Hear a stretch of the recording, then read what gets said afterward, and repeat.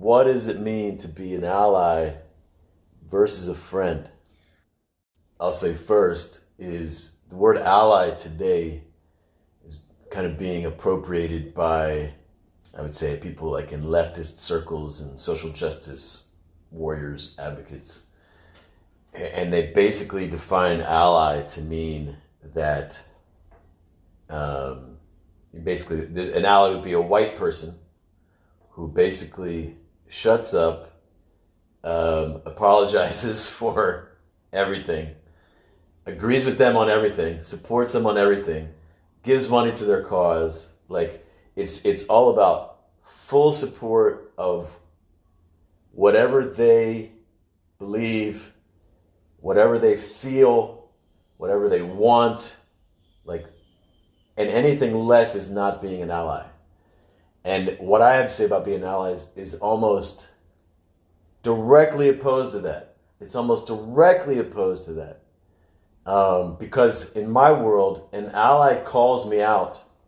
He doesn't justify all my feelings and all my needs and all my wants. He calls me to ultimate self-responsibility. And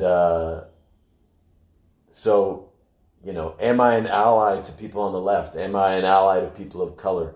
These sorts of things. Not in the way that they would define being an ally. And it doesn't matter to me if they define it differently. Like it's their invitation to be an ally is in many ways, in my view, not to be a man. So the first thing I heard was interesting is that it's my ally calls me to my ultimate self-responsibility. Yeah, to my ultimate greatness, to my ultimate power, to my ultimate evolution. And so who does the ally call out? So you show up as an ally, which means you call them out to their ultimate self-responsibility? And myself. So we all have this part of us that would just like to stay in our comfort zone, not face who we could be, not face responsibility, not face who we could be for our people and in the world. And we'd like to not be aware of that. Stay in the nest, to use a metaphor we've used on this show. And then I also have a part of me that would like to stay in my nest, be comfortable, and all of this. So if I'm your ally and I see you avoiding your responsibility, you're blaming, you're blaming other people for your circumstance, you're not assuming full responsibility for your people, your values, your desires, your mission, then I'm going to come to you and call you out. And I want to take responsibility for doing it in a way that'll be effective. But you talked about self-responsibility, and now all of a sudden you make a jump also, like, to be there for my people. I would like to go back to that self-responsibility. What does that mean? When you first talk about... Well, I'm assuming that someone doesn't want to just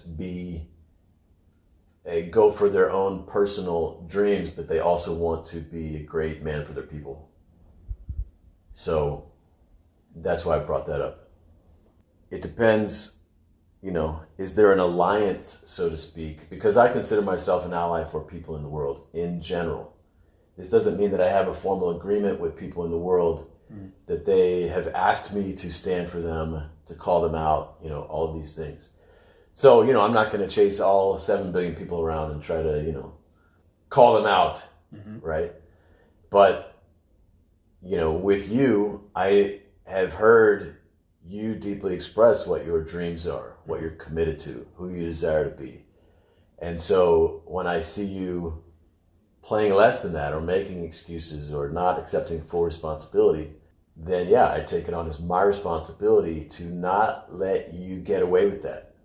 Because in a way, in my point of view, that's the weak part of you. That's not even the real you.